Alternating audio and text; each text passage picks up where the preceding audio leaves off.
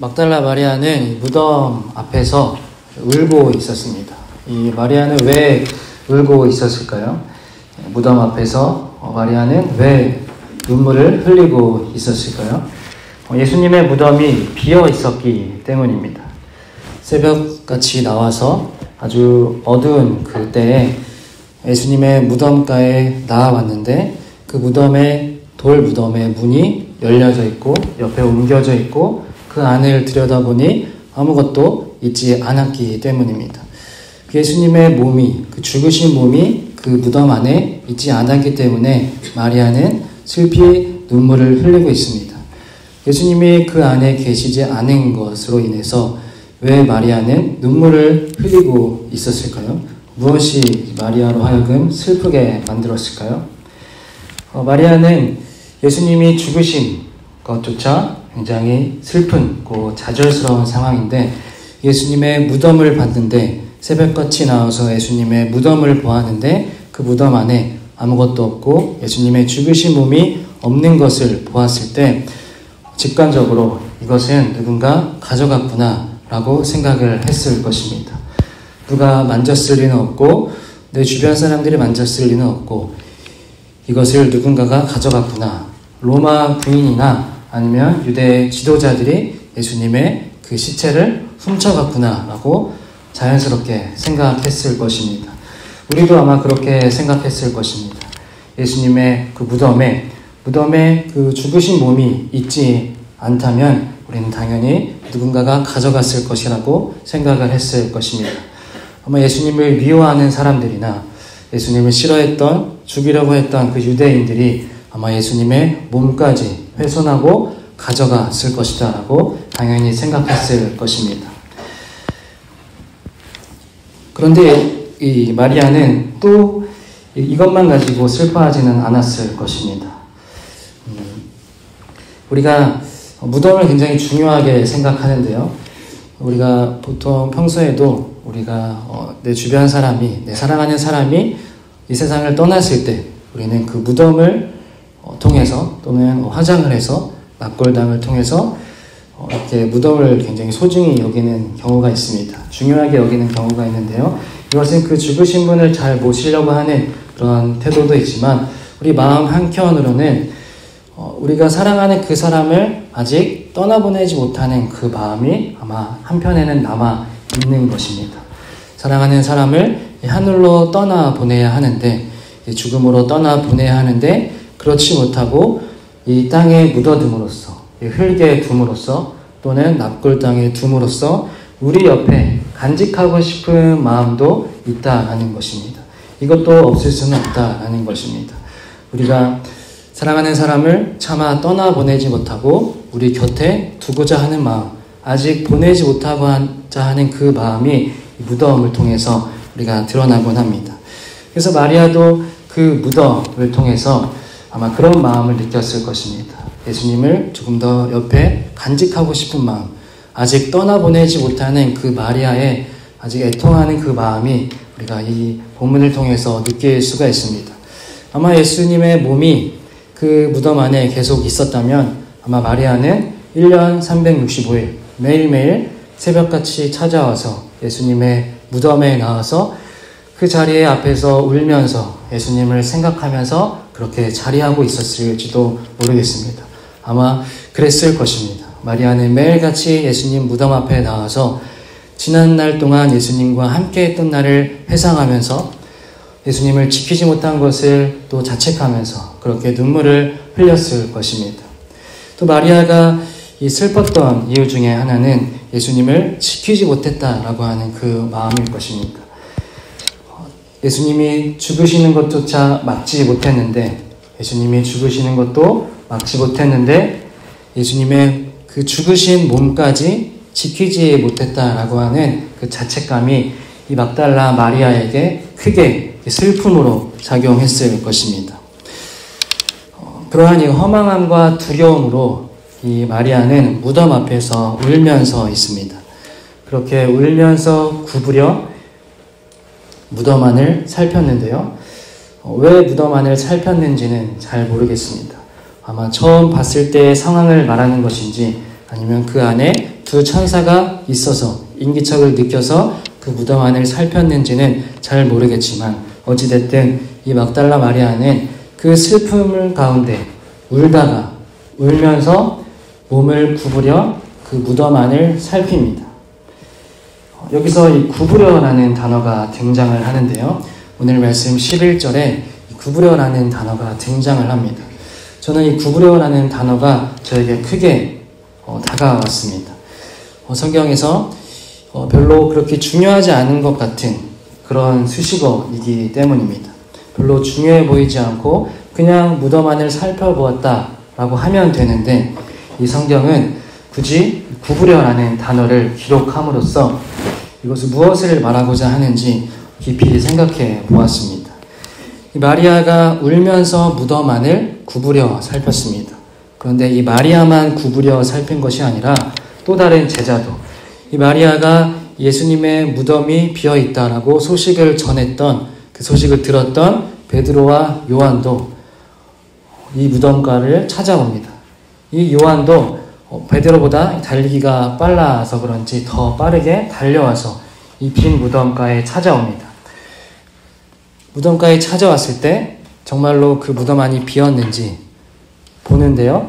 20장 5절에서도 구부려 세마포 놓인 것을 보았다라고 나와 있습니다. 그러니 요한도 빠르게 달려와서 예수님의 그 죽으신 몸이 있는지 없는지 그 무덤 안이 어떠한지 구부려 살펴보았습니다. 이 구부려라는 단어는 여기서만 끝나지 않고요.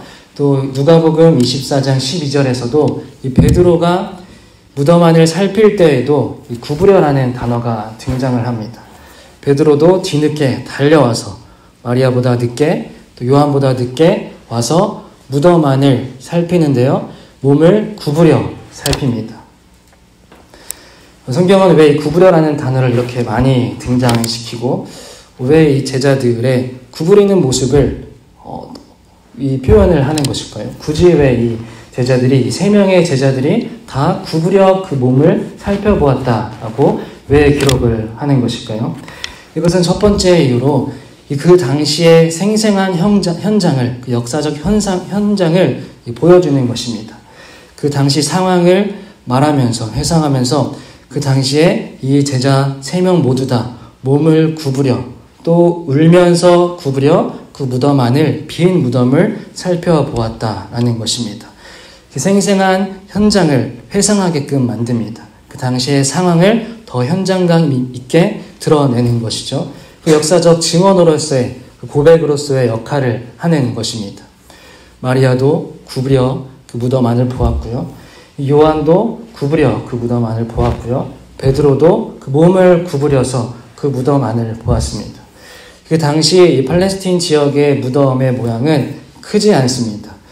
경사가 지기도 하고요. 그 언덕에 굴이 파져 있는 곳, 또 바위가 조금 파져 있는 것, 굴로 만들어진 곳을 무덤으로 삼았습니다.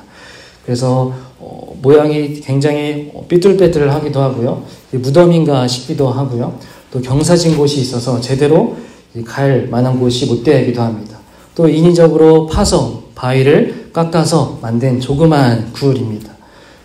그 안은 어둡기도 하고요. 그래서 그 무덤 안을 보려고 한다면 그 조그마한 무덤에 시신을 두고 하는데 그 무덤 안을 보려고 한다면 아마 목을 구부려야 하고요. 그 낮은 곳, 그 밑을 보려면 허리를 구부려야 하고요. 또 더 적극적으로 들어가거나 보려면 무릎까지 구부려야 하는 것입니다.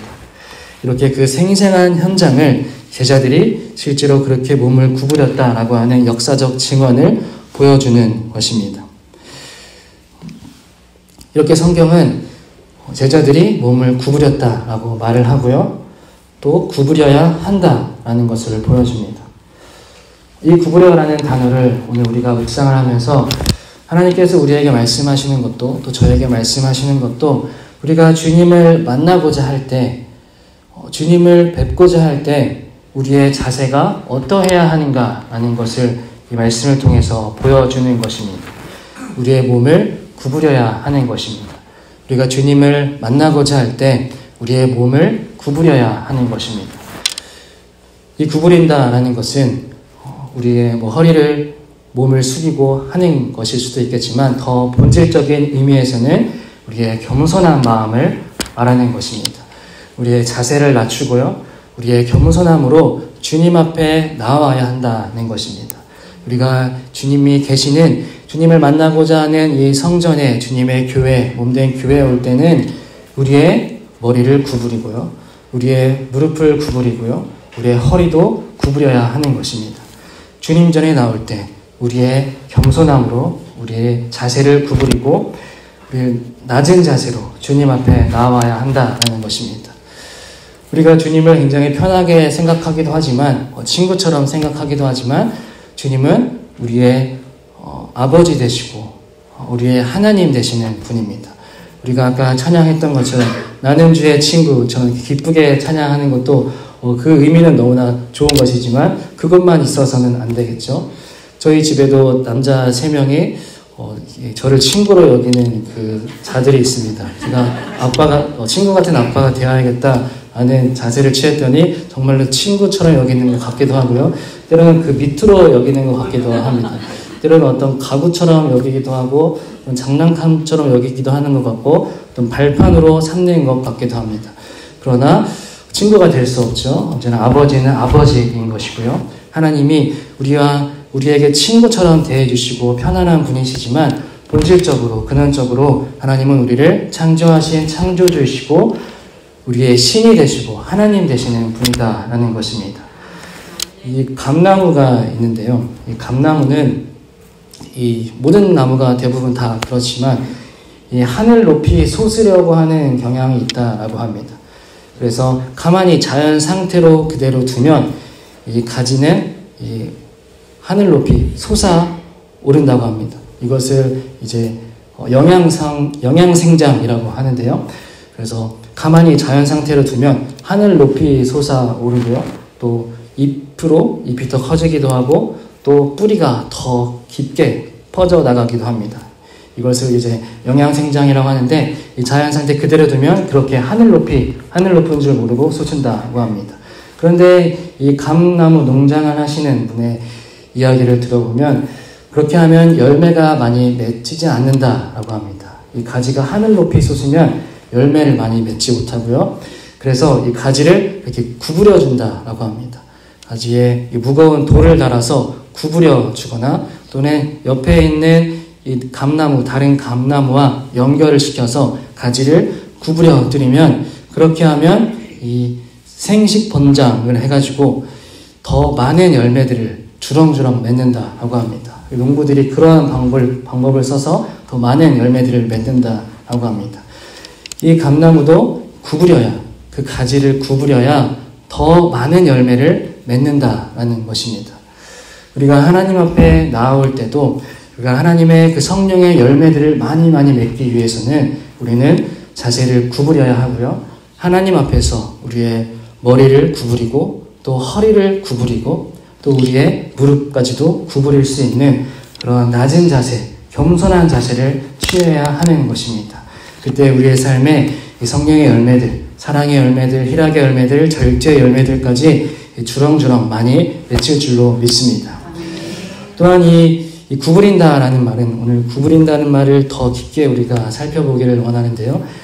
하나님 앞에서 구부리는 것뿐만이 아니라 하나님의 형상 되시고 지극히 작은 자 하나에게 한 것이 곧 내게 한 것이다 라고 말씀하신 그 말씀을 따라서 우리에게 보내주신 그 하나님의 백성들, 하나님의 자녀들에게도 그 하나님의 형상들에게도 우리의 몸을 구부려야 하는 것입니다. 내 옆에 있는 사람들에게도 우리는 자세를 구부려야 하고요. 고개를 구부려야 하고요. 또 허리를 구부려야 하고요. 내 옆에 있는 지체들에게 무릎까지도 꿇을 수 있는 그 사람들을 위해서 무릎 꿇고 기도할 수 있는 것까지 우리가 나아가야 한다라는 것입니다. 예전에 어떤 교회에서 이런 분이 계셨습니다. 나이가 굉장히 많은 분이셨는데요. 주일 아침 일찍 예배 전에 오셔서 이제 교회 문을 열고 들어오시면 그 로비에 좀 넓은 로비였는데 그 로비에 서서 그 안내하시는 분들이나 다른 분들에게 이렇게 갑자기 딱 서서 정중하게 인사를 하시는 것입니다. 나이가 많이 드신 분이었는데 이 모자를 벗으시고 이 로비에 딱 서서 그 로비 공간에 있는 분들에게 딱 가만히 서서 이렇게 정중하게 허리를 숙이시고 고개를 숙이시고 인사를 하는 것이었습니다. 그렇게 인사를 하시면 이렇게 집중이 다 되겠죠. 어린 전도사들이나 어린 전도사라는 표현을 쓰면 누구는 이제 싫어하시는 것 같은데 어쨌든 이게 젊은 전도사들이나 교육 전도사들이나 또 부목사님과 또 장로님들과 또 집사님들에게 이렇게 한 분에 정중하게 인사를 하시는 그 어르신이 계셨습니다. 그런 분들이 그렇게 인사를 하면 다른 분들은 굉장히 집중이 되고 또 큰 절까지 해야 되겠다라는 그런 마음이 들기도 하죠. 그 인사를 받는 저희로서의 입장으로서는 큰 절까지 해야 되지 않나 하는 생각까지 듭니다. 그렇게 사람의 권위는 자기 자신을 낮출 때 그런 분들에게 생겨나는 것 같습니다. 나 스스로 높이 감나무처럼 솟아오를 때 내 권위를 스스로 세울 때 권위가 생겨나는 것이 아니라 나 자신을 낮출 때 나 자신을 수그리고 구부리고 겸손한 자세를 취할 때 다른 이를 공경하고 다른 이를 높이 세울 때 오히려 그 사람에게서 신기하게도 권위가 또 품격이 생겨난다는 것입니다. 그렇게 우리가 서로를 공경하며 타자들에게 우리의 몸을 구부릴 때 또 다른 우리의 풍성한 열매들이 많이 맺힐 줄로 믿습니다. 또한 구부린다라는 것은 어떤 의미가 있냐면 더 깊게 나아가서는 우리가 구부리는 것, 우리의 의지로 구부리는 것이 아니라 구부려지는 경우도 있습니다. 이것은 굉장히 수동적이고 압도당하는 경우인데요. 우리가 구부리는 것이 아니라 우리가 고개를 숙이는 것이 아니라 저절로 구부려지는 것입니다. 이 경우는 우리가 어떤 슬픔의 무게에 견디지 못할 때, 우리의 삶의 무게를 견디지 못할 때 우리의 몸은 자연스럽게 구부려집니다. 우리의 삶의 고통의 문제로 인해서, 삶의 슬픔으로 인해서, 삶의 어려움으로 인해서 차마 몸을 들 힘도 없고 기도할 힘조차 없을 그때 우리의 몸은 하나님 앞에 저절로 구부려집니다. 하나님께 나아왔을 때 의지할 곳이 없어서 기도할 곳이 없어서 그저 주님 앞에 나아갔을 때 우리는 하나님 앞에 저절로 엎드려 구부려지게 된다라는 것입니다. 우리 학생 중에 그런 학생이 한 명 있었습니다. 평일 저녁에 이제 교회에 이렇게 왔는데요. 불 다 꺼져 있고 컴컴한 상황이었는데 혼자 이 앞에 엎드려서 기도를 하고 있는 것입니다. 물론 시험 기간이어서 그랬던 것 같습니다. 시험 기간이어서 다음날이 시험이어서 굉장히 심각하고 진지한 그 친구에겐 간절한 날이었는데요. 이 앞자리에 나와서 혼자 무릎을 꿇고 또 허리도 구부리고 또 목도 구부린 상태로 그렇게 기도를 하는 모습이었습니다. 이러한 모습이 저절로 구부려지는 그런 상황이죠. 우리에게도 다 그런 모습이 있는 줄로 압니다. 각자의 삶에 처한 환경의 문제들 때문에 우리의 삶의 어려움으로 인하여서 주님의 몸된 교회에 나왔을 때, 주님을 만나고자 했을 때 이 자리에 앉자마자 또 기도를 시작하자마자 우리가 눈물이 흘려지고 또 그 눈물로 인하여서 또 부끄러움 때문에 몸이 구부려지는 경우가 있습니다. 지금 이 막달라 마리아도 그러한 상황인 것입니다. 예수님을 잃은 상황, 예수님의 그 죽으신 몸을 잃은 상황에서 막달라 마리아는 몸이 구부려질 수밖에 없는 그 애통하는 상황입니다. 목도 허리도 다 구부리고 무릎까지도 구부린 그 막달라 마리아의 애통한 마음의 상황입니다. 이 애통한 마음, 이 애통하는 마음, 곡하는 마음 있는 자에게, 가난한 심령이 있는 자에게 주님은 위로를 하십니다. 애통하는 자는 복이 있나니 그가 위로를 받을 것이니, 이 막달라 마리아와 같은 이 애통하는 마음으로 구부린 자에게 주님은 찾아오시고 위로하시고 두 천사를 보내십니다. 오늘 이렇게 울면서 구부린 자에게 흰옷 입은 두 천사가 마리아 앞에 등장을 합니다. 하나는 예수님의 발치에 앉았고요. 하나는 예수님의 머리 부분에 있습니다. 이 천사가 등장을 하는데요. 이 천사는 예수님의 무덤에서 등장을 하는데 또다시 사도행전 1장 10절에서도 등장합니다.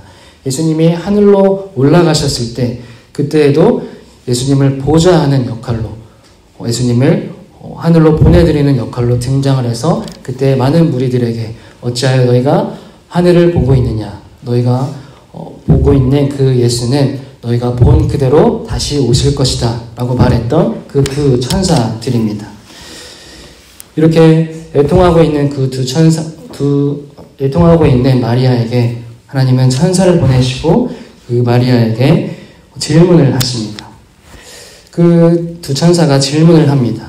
어찌하여 울고 있느냐? 그러자 마리아가 대답합니다. 사람들이 내 주님을 어디에 두었는지 내가 알지 못함이니이다 라고 이렇게 말을 합니다. 대답을 하는 것이죠.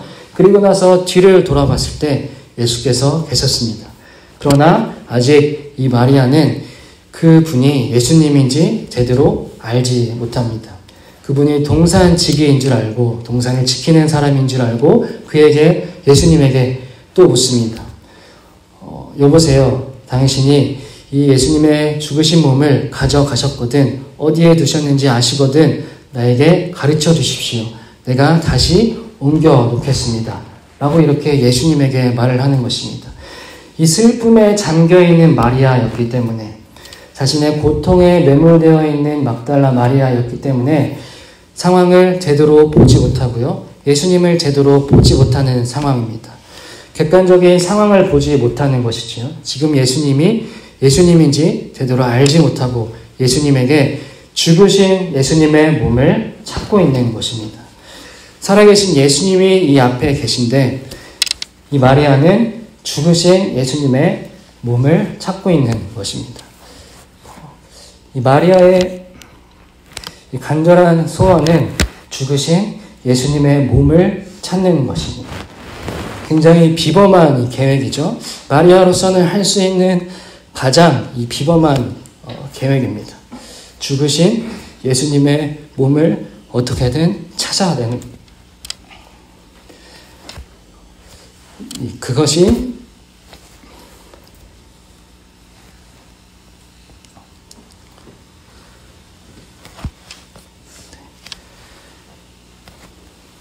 마리아의 마음이 저에게도 이게 전달이 되는 것 같습니다. 네. 그 마리아가 할 수 있는 가장 최선의 생각이고 마리아가 할 수 있는 가장 대단한 생각인 거죠. 우리가 봤을 때도 예수님의 죽으신 몸을 어떻게든 찾아내서 그 무덤 안에 다시 원위치 지켜서 그 예수님의 죽으신 몸을 잘 보관하고 잘 간직하는 것이 이 마리아의 가장 비범한 계획이었습니다.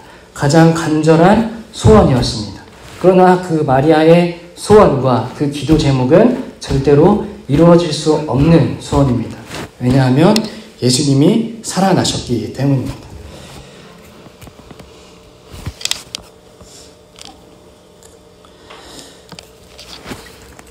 그래서 우리도 고통 중에 있을 때 너무 나의 고통을 생각하거나 나의 슬픔에만 너무 매몰되어 있으면 우리가 그 예수님을 제대로 보지 못하고요. 그 예수님의 뜻이 무엇인지 제대로 발견하지 못합니다. 이 고통을 통한 그 하나님의 뜻을 제대로 발견하지 못한다라는 것입니다. 너무 슬픔에 잠겨 있으면 그렇다라는 것이죠. 마리아는 이 슬픔 중에 있지만 마리아가 생각해야 되는 것이 하나 있었습니다. 그것은 무엇이냐면 예수님께서 다시 살아나야 한다라는 것입니다. 예수님은 그것을 많이 말씀을 하셨는데 이 제자들은 그것을 알지 못하고요. 이 베드로와 요한도 예수님의 무덤이 비어 있는 것을 봤음에도 다시 집으로 돌아갔고요. 이 마리아도 예수님이 다시 살아나야 한다라는 것은 전혀 생각하지도 못하고 그저 예수님의 죽으신 몸을 찾기만을 바라고 있었던 것입니다. 그래서 마리아는 예수님의 말씀을 떠올려 했습니다. 우리도 이 고통 중에 있을 때 예수님께서 나에게 이미 말씀하신 것이 무엇인지를 우리는 생각할 수 있어야 됩니다. 내가 슬픔에 겨워 있을 때, 내가 힘든 중에 있을 때 하나님께서 나에게 이미 말씀하신 것이 무엇인지, 나에게 주신 말씀이 무엇인지, 내가 은혜 받았던 말씀이 무엇인지를 다시 한번 생각하고 그 약속의 말씀을, 그 하나님의 말씀을, 이 성경을 통해서 묵상한 말씀, 그 말씀을 붙잡고 다시 우리는 나아가야 한다라는 것입니다. 언제나 하나님의 말씀은 우리를 재앙 가운데, 어두운 가운데 고통으로 이끄시는 것이 아닌 오히려 그 반대로 미래와 희망으로 이끄시기 때문입니다. 언제나 우리를 긍정으로, 언제나 소망으로 이끄시기 때문입니다. 예레미야 29장 11절에 이렇게 말씀하십니다. 너희를 두고 계획하는 것은 오직 나만이 알고 있다. 너희를 두고 계획하는 것은 재앙이 아니라 번영이다. 너희에게 미래에 대한 희망을 주는 것이다. 나 주의 말이다. 이렇게 말씀을 하십니다. 이처럼 우리 생각에는 망하는 것처럼 보일지라도 하나님은 언제나 우리를 미래로 부르시는 것이 궁극적인 목적이고요. 희망을 주시는 것입니다. 마리아의 계획이 아닌 마리아의 자신의 아주 비범한 계획이 있을지라도 하나님은 우리를 뛰어넘어서 더 크게 우리의 하나님의 크신 계획을 가지고 우리에게 등장하시는 분이라는 것입니다. 우리의 소원을 뛰어넘는 더 크고 위대한 계획으로 우리에게 등장하시는 분이다라는 것입니다. 그래서 아까 읽은 예레미야 29장 11절 다음에 29장 12절 13절의 말씀을 보면 이렇게 나오는데요. 우리가 마리아를 향해서 마리아가 뭔가 부족하구나, 제대로 약속의 말씀을 붙잡지 못했구나, 이 부활하심을 기억하지 못했구나 라고 우리가 또 책망할 필요는 없습니다. 인간적인 부족함일 뿐이고요. 그러나 오히려 마리아를 우리가 높이 사야 하는 것은 마리아는 울면서 구부려 그 무덤 앞에 나왔다라는 것입니다. 예수님이 살아계신다는 것을 몰랐지만, 죽으신 몸을 찾으려고 했지만, 그래도 마리아는 울면서 구부려서 그 무덤 앞에 주님을 만나고자 하는 간절한 마음이 있었다라는 것입니다. 그래서 예레미야 29장 12절 13절에 보면요. 너희가 나를 부르고 나에게 와서 기도하면 내가 너희의 호소를 들어주겠다. 너희가 나를 찾으면 나를 만날 것이다. 너희가 온전한 마음으로 나를 찾기만 하면 내가 너희를 만나주겠다. 하나님은 우리에게 이렇게 말씀하시는 것입니다. 우리에게 재앙을 주는 것이 아니라 번영을 주시는 분이시고요. 우리를 어두움에 이끄시는 분이 아니라 고통 중에서도 미래와 희망으로 이끄시고 그 마리아에게 찾아가셔서 간절히 주님을 찾는 자를 만나주시는 분이다라는 것입니다. 마리아처럼 잘 몰라도 그저 예수님을 만나고자 하는 마음만 있으면 예수님을 만나는 것입니다. 예수께서 찾아오셨습니다. 이 마리아에게 가장 먼저 예수님이 찾아오셨다라는 것을 우리가 볼 수 있습니다.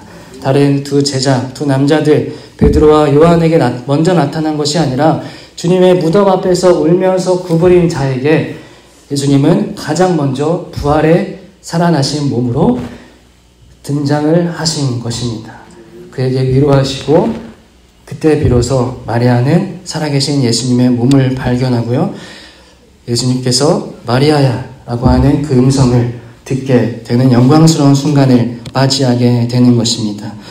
우리도 오늘 이 시간 예수님을 찾고 예수님을 만나는 시간 되시길 바랍니다. 우리의 몸을 구부려 주님 앞에 나아가 소망을 찾는 이 성탄의 시간을 맞이하시기를 주님의 이름으로 소망합니다. 아멘. 하나님, 우리 몸을 구부려 주님 앞에 나아왔습니다. 우리의 고집을 구부려, 우리의 교만을 구부려, 우리의 자아를 구부려 주님을 찾습니다. 우리 이름을 부르시고 우리의 생각을 뛰어넘는 방법으로 나타나 주옵소서. 예수님의 이름으로 기도합니다. 아멘.